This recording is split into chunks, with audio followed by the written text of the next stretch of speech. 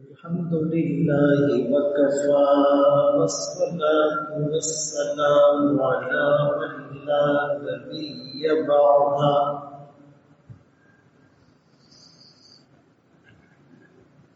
أما بعد فأعوذ بالله من الشيطان الرجيم بسم الله الرحمن الرحيم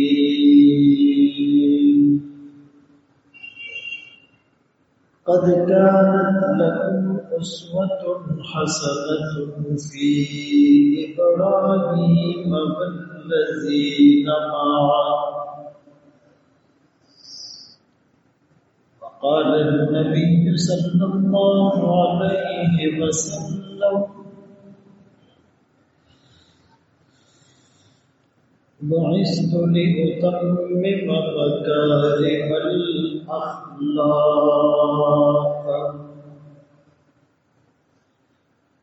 صدق الله مولانا العظيم وصدق رسوله النبي الأمي الهاشمي المدني الكريم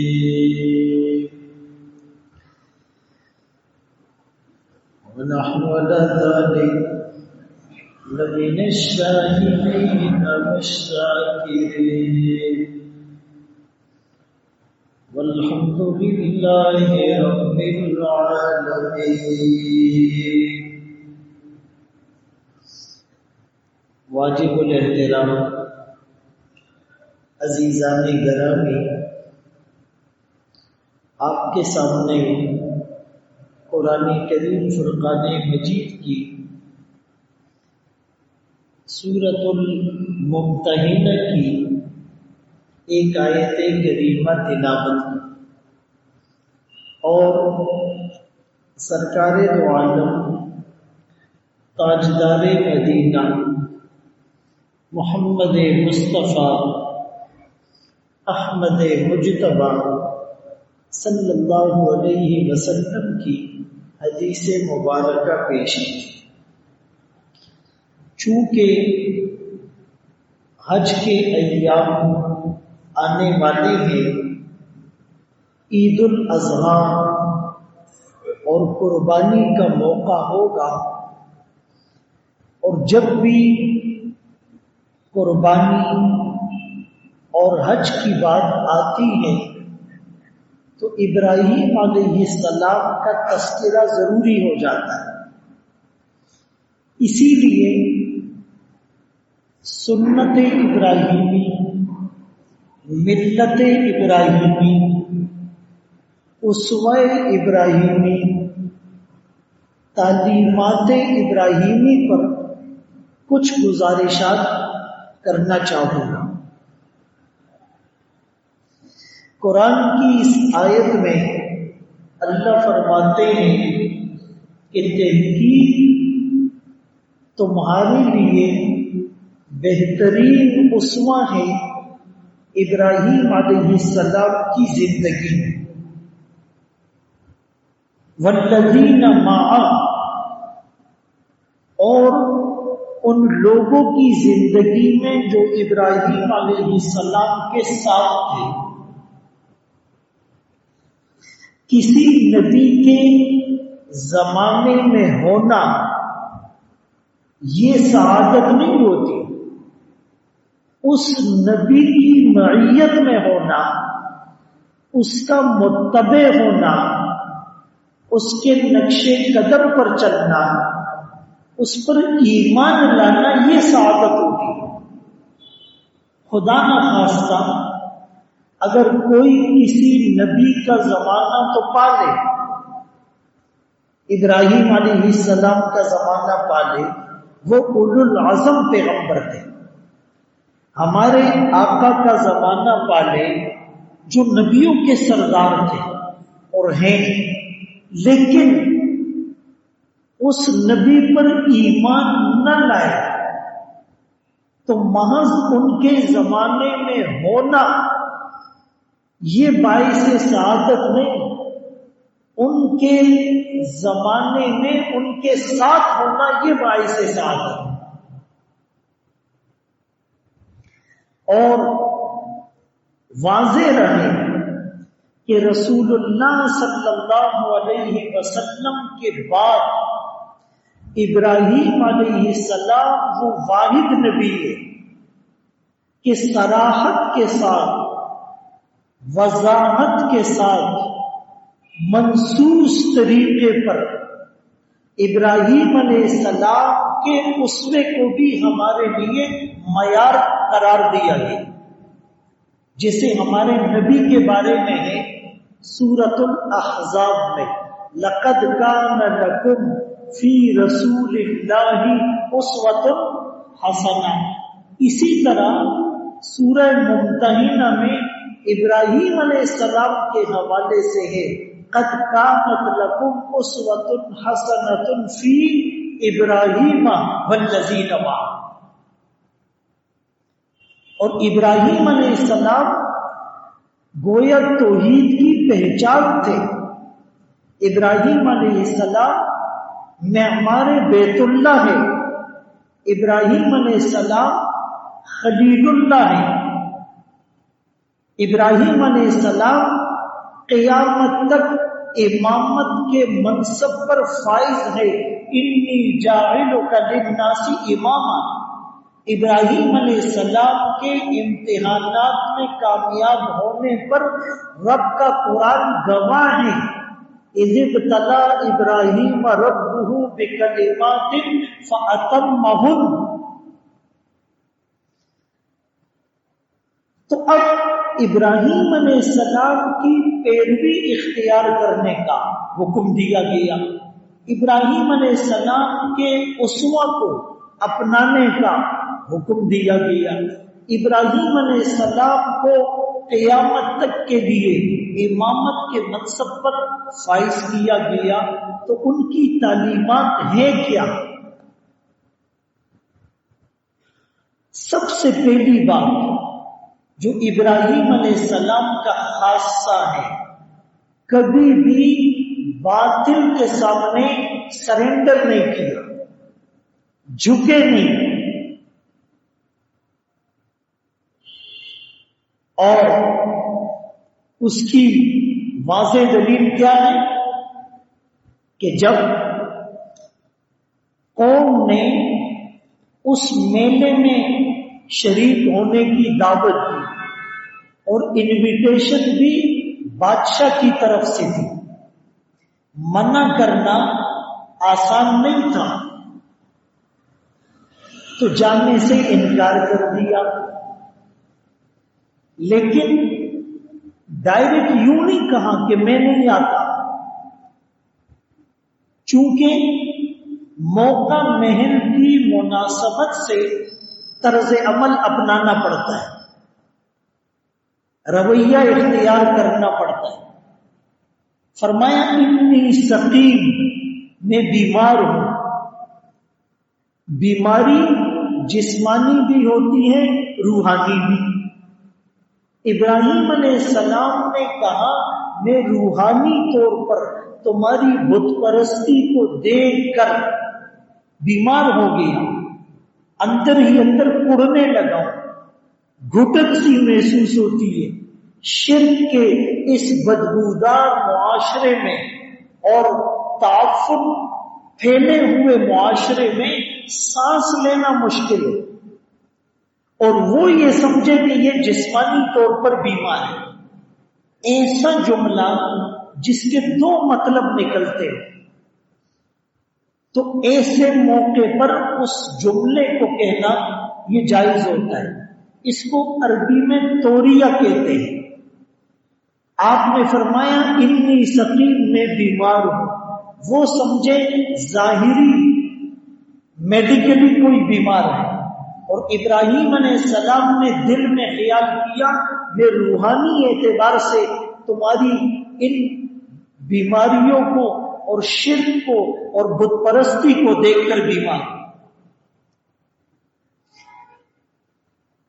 دوسری بات یہ سمجھ میں آئی کہ کافروں کی مذہبی رسومات میں شرکت سے احتراز کرنا چاہیے، بچنا چاہیے۔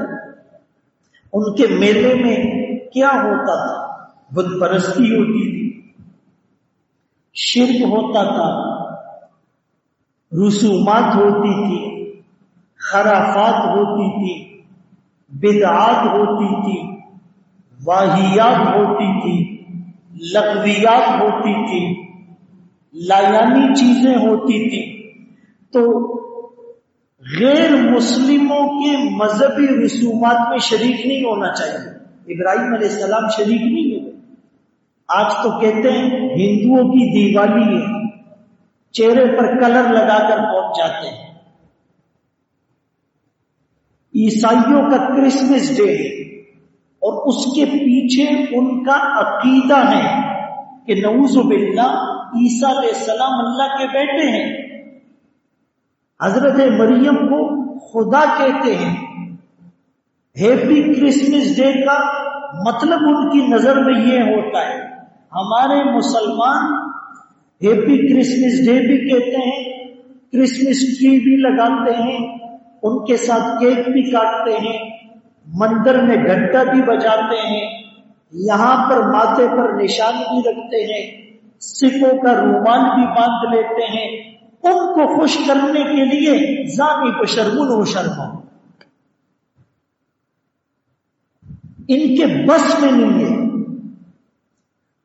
ابھی امریکن صدر عرب ممالک کے دورے کرے، اس کے استقبال کے لیے نہ جانے کیا کچھ وہ کر رہے ہیں۔ ایک دینی حمیت ہوتی ہے، ایک غیرت ایمانی ہوتی ہے، ایک مشرقی اقدار ہوتی ہے، ایک انسان کا اپنا کلچر اور اس کی ثقافت ہوتی ہے، ایک اپنے آباء و اجداد اور اسلاف کی تاریخ ہوتی ہے، ایک انسان کی خودداری ہوتی ہے، اور سب سے بڑھ کر اس کا دین ہوتا ہے، اس کا مذہب ہوتا ہے، اس کا قرآن ہوتا ہے، اس کا رسول ہوتا ہے، اور ان کا خدا ہوتا ہے۔ وہ چیزیں نظر نہیں آ رہی، دوربین میں بھی دیکھو، مائکروسکوپ سے بھی دیکھو، نظر نہیں آتی۔ اور یہ وہی کانسیپٹ ہے جو علامہ اقبال مرحوم نے اس زمانے میں کہا تھا کہ وہ فاقہ کش کہ موت سے ڈرتا نہیں ذرا، روح محمد اس کے بدن سے نکال دو، فکر عرب کو دے کے فرنگی تخیلات، اسلام کو حجاز و یمن سے نکال دو، فکر عرب کو، عربوں کو، فکر عرب کو دے کے فرنگی تخیلات، انگریزی ریچولز، انگریزی سوچ، فرنگی کلچر، ان عربوں کو دو اور اسلام کو حجاز یعنی پورے عرب ممالک سے اور یمن سے نکال دو۔ کتنی بہترین اس نے منظر کشی اس زمانے میں کی جو آج ہمیں دیکھنے کو مل رہی، یعنی وہ عرب جن کی عورت کی پرچھائی پر بھی کسی کی نظر نہیں پڑتی تھی، وہ عرب کلچر جس میں برقعے میں بھی عورتوں پر نظر ڈالے جانا معیوب تھا، وہ عرب کلچر جس کی عورت کی کل جہاں اس کی چار دیواری ہوتی تھی، عفت اور حیا کے نام پر جہاں قتل و غارت گری ہو جاتی تھی، وہ اپنی عزت نفس پر آنچ نہیں آنے دیتے تھے، وہ اپنی حمیت پر قربان ہو جایا کرتے تھے۔ آج اپنی عورتوں کو پیش کر کے ہاتھ میں لا رہے ہیں، شرم تم کو مگر نہیں آتی۔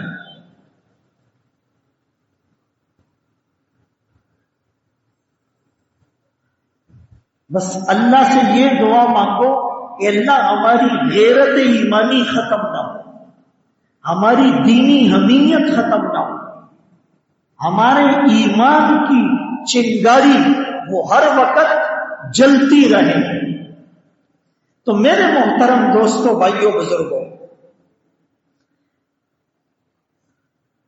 ایسے لوگوں کی مذہبی رسومات میں شریک ہونا مسلمانوں کے لیے جائز نہیں، اور پھر مسلمانوں کے مقتدا کے لیے، پیشوا کے لیے، رہبر و رہنما کے لیے، قائد اور لیڈر کے لیے، عالم اور مفتی کے لیے، حکمران اور مبلغ کے لیے، یعنی جو مسلمانوں کے لیے ایک رول ماڈل کی حیثیت رکھتا ہو، اس کا ان کی مذہبی رسومات میں شریک ہونا تو بالکل جائز نہیں۔ عام آدمی کا جانا وہ اتنا خطرناک نہیں ہوتا، وہ اپنی قوم کو ریپریزنٹ نہیں کر رہا ہوتا۔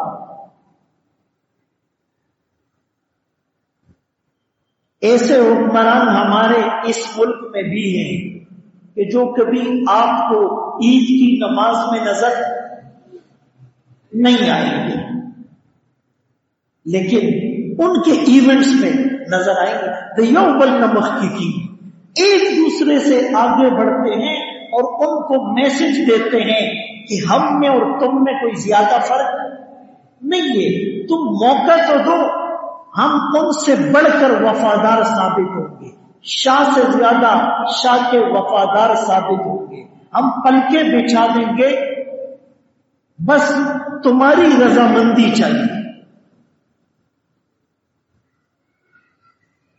اللہ اکبر کبیرہ۔ میرے محترم دوستوں، بھائیوں، بزرگوں، اور ابراہیم علیہ السلام کی سنت یہ ہے کہ وہ دلائل سے سمجھاتے ہیں۔ مثال کے طور پر قوم کو بات سمجھ میں نہیں آ رہی تھی تو فوراً بسحاق اور مایوس اور دل برداشتہ نہیں ہوئے کہ جی ان کو تو سمجھ میں نہیں آ رہی، خپل کار بکے، اپنا کام کرے، نہیں، بلکہ رات کو جب ستارے نکلے، ستاروں کا جرمٹ کتنا آنکھوں کو آئی کیچنگ اور دلکش لگتا ہے، تو کہنے لگے شاید یہ ستارے میرا خدا ہے۔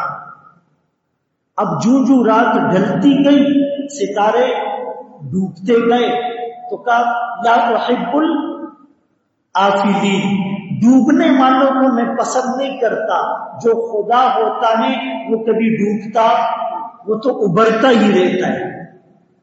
اچھا، پھر سورج نکلا تو کہا کہ دیکھیں پوری کائنات کو روشن کر دیا، اجالا ہو گیا، یہ خدا ہوگا۔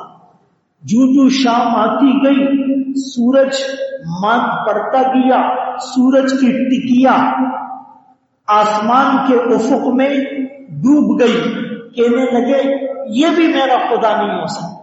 قوم کو کنونس کر رہے ہیں لوجیکلی۔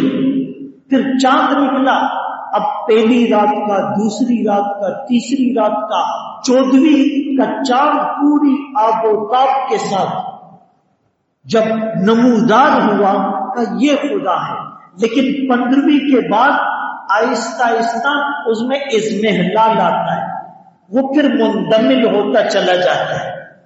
پھر جب وہ غائب ہونے لگا کہ یہ بھی خدا نہیں ہو سکتا۔ قوم کو دلائل سے کنونس کر رہے ہیں، سمجھا رہے ہیں کہ یہ ہمارا خدا نہیں ہو سکتا۔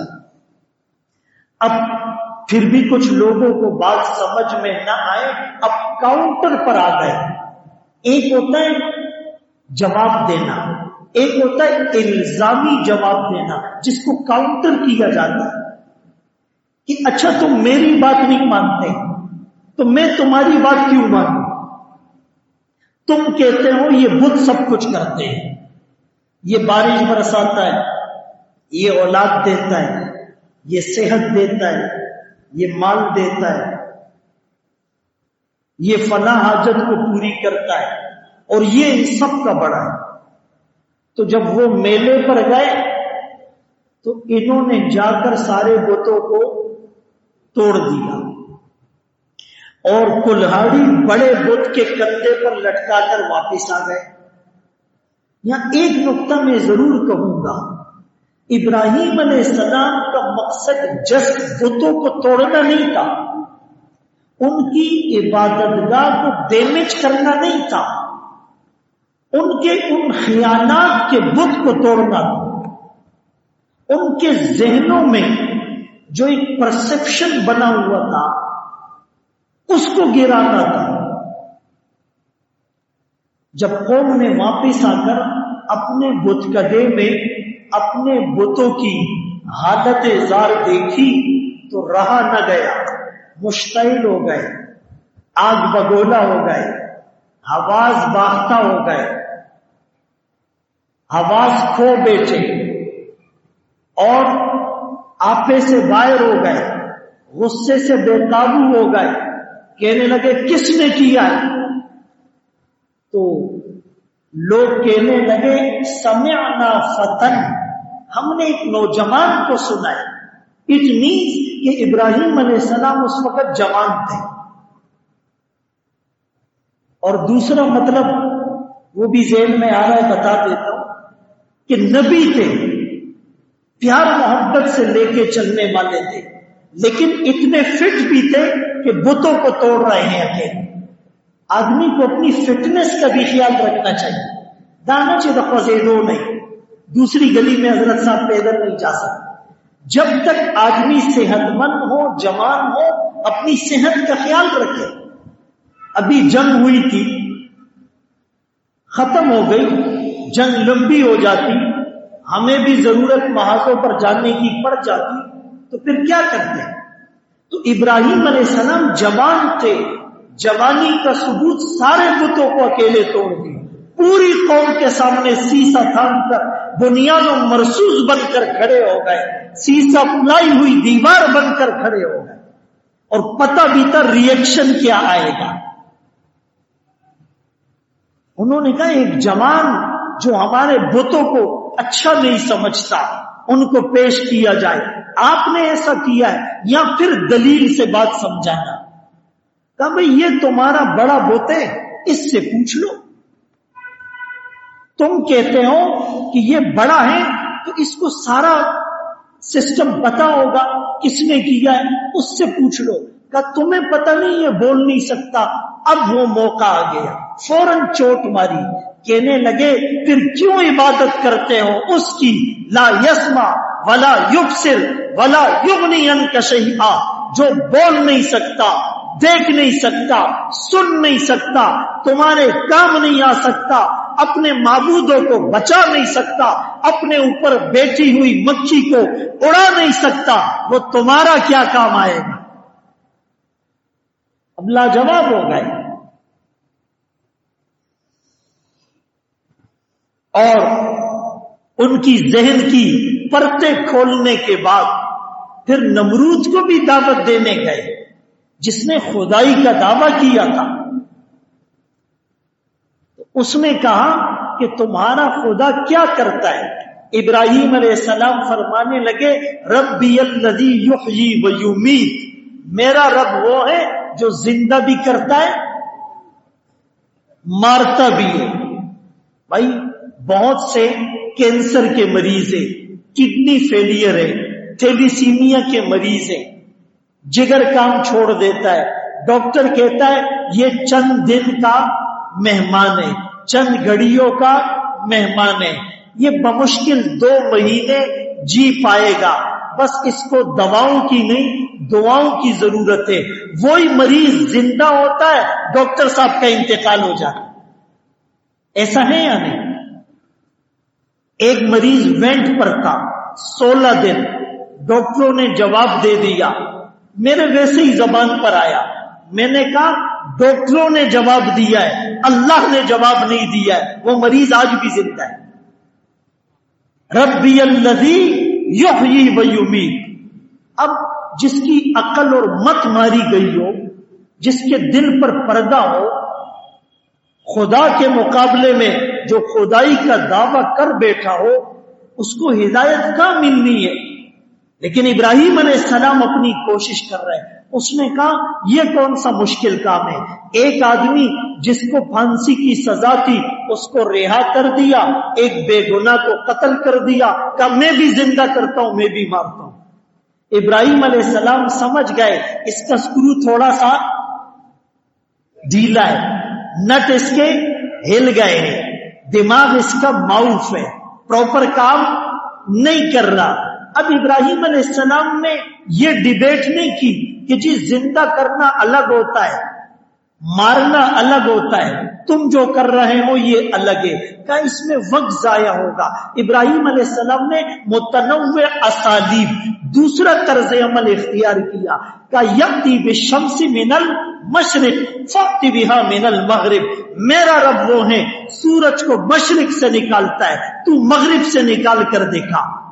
فبہت الذی کفر، دشادوں پشان مخیلی والے ہکا بکا رہ گیا، شجدر رہ گیا، اس کا تو میرے پاس جواب ہی نہیں۔ اس کو بلاغت کی اصطلاح میں افہام کہتے ہیں، عاجز کر دینا، خاموش کر دینا، لاجواب کر دینا۔ پھر نمرود کے پاس اس کا جواب نہیں تھا، تو اس کو کہتے ہیں مناظرانہ اسلوب جو ابراہیم علیہ السلام نے اختیار کیا۔ اور ایک اسوہ ابراہیم علیہ السلام کا کہ نوجوانوں پر محنت کی، نوجوانوں کو فوکس کیا۔ اس کا یہ مطلب نہیں کہ بوڑھوں پر محنت نہ کی جائے، لیکن بوڑھے آپ جتنی بھی محنت کریں گے ایک تو ذہن زیادہ پختہ ہو جاتا ہے، اتنی آسانی سے اپنی پچھلی چیزوں سے نہیں ہٹتے۔ ابھی اگر کسی بزرگ کو آپ کہو نا کہ یہ چیز شریعت میں جائز نہیں ہے، آپ قرآن کی آیت پڑھ لو، آپ آقا کی حدیث پیش کر دو، وہ پتہ ہے کیا کہتے ہیں؟ کہتے ہیں ہمارے زمانے میں تو ایسا تھا، زمن پلار نکنو کو بدا کو۔ تو ان کے ذہن کی سوئی ایک جگہ پر ٹکی ہوئی ہوتی، اٹکی ہوئی ہوتی، لٹکی ہوئی ہوتی، جبکہ جوان وہ بات کو سمجھتا ہے، وہ لوجک مانگتا ہے، وہ دلیل مانگتا ہے، وہ ایویڈنس مانگتا ہے، وہ ثبوت مانگتا ہے۔ اور پھر یہ کہ بوڑھے کو تو دنیا سے چلے جانا ہے، جوانوں کو آگے کام کرنا ہے، فتنے دیکھنے ہیں، چیلنجز کو فیس کرنا ہے اور اپنا سروائیول رول ادا کرنا ہے۔ اسی لیے نوجوانوں کو فوکس کرنا یہ انبیاء کا شیوا ہے۔ بھائی ابراہیم علیہ السلام فتن جوان کو کہتے ہیں، موسیٰ علیہ السلام نے ایک مکے میں اگلے کا کام تمام کیا تو وہ مکہ جوانی کا تھا، ایک مکے نے ختم کر دیا۔ اسی طرح عیسیٰ علیہ السلام 33 سال کی عمر میں، جوانی کی عمر میں اٹھا لیے گئے۔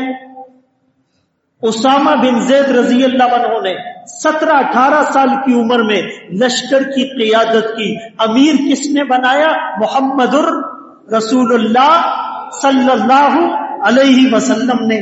زید بن ثابت رضی اللہ عنہ جو جامع قرآن تھے، قرآن کو جمع کیا، جوان تھے۔ محمد بن قاسم جو حجاز سے دیبل آیا، جوان تھے۔ طارق بن زیاد نے اندلس کے ساحل پر کشتیاں جلا ڈالی، جوان تھے۔ موسیٰ بن نصیر جوان تھے۔ عقبہ بن نافع رضی اللہ عنہ جوان تھے۔ مصعب بن عمیر رضی اللہ عنہ اسلام کے پہلے سفیر بنے، جوان تھے۔ حضرت بلال رضی اللہ عنہ مؤذن رسول بنے، جوان تھے۔ اصحاب کہف پوری بادشاہت کے سامنے کھڑے ہو گئے، انہم فتیۃ، قرآن نے کہا وہ جوان اور نوجوان تھے۔ تو ابراہیم علیہ السلام نے بھی جوانوں پر محنت کی اور فوکس کیا۔ آج کے حالات سے ریلیونٹ ہے، اس کو بہت غور سے سنیں۔ ابراہیم علیہ السلام کا ایک اسوہ یہ ہے کہ اگر کہیں پر اسلام پر چلنا مشکل ہو، رکاوٹیں زیادہ آ جائے، ہرڈلز اور بیریئر زیادہ ہو، تو وہاں سے ایسے ملک ہجرت کرو جہاں اسلام پر چلنا آسان ہو۔ شام جا رہے ہیں، فلسطین جا رہے ہیں، مصر جا رہے ہیں، بابل کو چھوڑ رہے ہیں، مکہ جا رہے ہیں، اور حدیث پاک میں بھی آتا ہے. آج کل انڈیا میں جو ہمارے مسلمان بھائی ہیں ان کے لیے ایک میسج ہے، یہ آقا کی حدیث ہے. فرمایا انا بری، اور میں بری ہوں ان لوگوں سے جو مشرکین کے درمیان رہتے ہیں اپنی چوائس سے. اور بڑے فخر سے کچھ انڈین کہتے ہیں او جی ہم اپنی چوائس سے ہندوستان میں رہے ہیں، تاسو تورا نہ دوال، ہم چوائس سے یہاں پر آئے ہیں، ہم نے کمال کیا ہے، ہم نے ہجرت کی ہے، ہم نے پاکستان کا مطلب کیا لا الہ الا اللہ پر عمل کیا ہے، ہم نے پاکستان کا مقصد کیا محمد الرسول اللہ کو اختیار کیا ہے، ہمارے آبا و اجداد نے قربانی دیے. اور تمہارے مقابلے میں یہاں کے مسلمان الحمدللہ آزاد ہیں. تمہیں گجرات کے وہ فسادات نظر نہیں آتے جس میں مسلمانوں کو انہی ہندوؤں نے گاجر مولی کی طرح کاٹا تھا؟ احمد آباد کے فسادات میں جو مسلمانوں کو جلایا تھا کیا وہ تمہارے رشتہ دار نہیں تھے؟ آئے دن کبھی گائے کو ذبح کرنے پر تمہیں ذبح کرتے ہیں، کبھی گائے کا پیشاب پینے پر تمہیں مجبور کرتے ہیں، کبھی جے ہند کا نعرہ لگانے پر تمہیں مجبور کرتے ہیں، کبھی مسلمان بہن کو حجاب کرنے پر زد و کوب کا نشانہ تمہارے ملک میں بنایا جاتا ہے. آج تم اسلام اور پاکستان کے خلاف بات کرتے ہو. ارے اتنا نہیں ڈرو، ٹھیک ہے تم پر پریشر ہوگا، خدا کی قسم تم ان کے تلوے چاٹو گے، پھر بھی تم ان کے وفادار نہیں بنو گے جب تک تم اسلام کو نہیں چھوڑو گے. اور ہم اگرچہ یہاں پر ہیں، یہاں اسلام کے خلاف بات ہوتی ہے، یہاں کے علماء اپنے ملک کے خلاف بھی بولتے ہیں، اللہ نے ہمیں جرأت دی ہے، لیکن جو حق بات ہے وہ بھی ہم مانیں گے. اس جنگ میں ہمیں تمہیں تگنی کا ناچ نچایا ہے، لوہے کے چنے چبانے پر مجبور کیا ہے، گھٹنے ٹیکنے پر مجبور کیا ہے. اور انشاءاللہ جب بھی اسلام اور پاکستان کے مقابلے میں کوئی قوت آئے گی پوری قوم ایک صف پر اور ایک پیج پر ہوگی.